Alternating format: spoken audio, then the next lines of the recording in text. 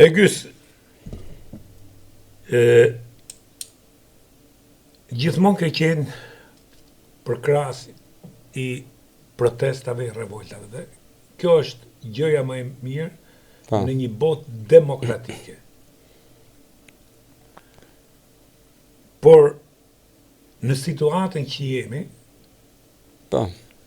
protestat që ne po përdoren për agenda individuale ose agenda për të mbrojtë hajdutlikun e atyre që kanë shkatarru këtë vend dhe sot pretendojnë na japin mend se si rregullohet ky vend. Dhe kjo ka sjell inflacionimin e protestave dhe njerëzit janë fare indiferent.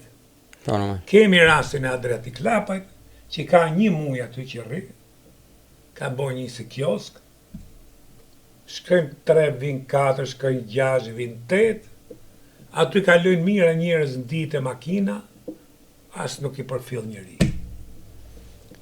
Tashti,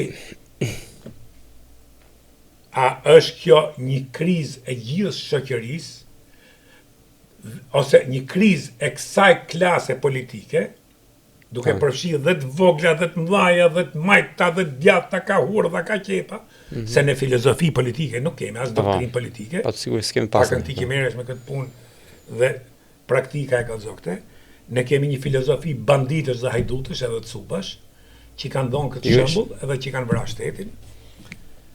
Tashti, si mendon ti kur jemi dakord që jetojmë në një krizë të paktën morale të shtetit?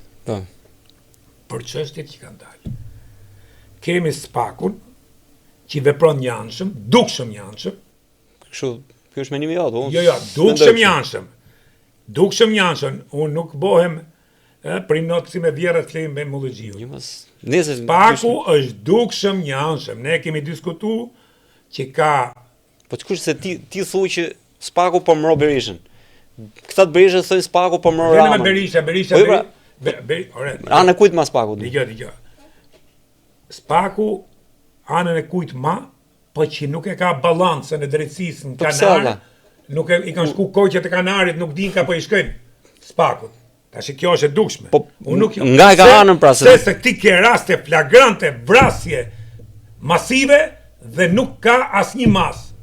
Dhe ka qenë prokuror pikërisht ky e kemi bërë këtë debat, po... E lem, është opinionim, nuk ka balancë, sepse ka qenë Dumani ka qenë prokuror për çështjen e Gërdecit.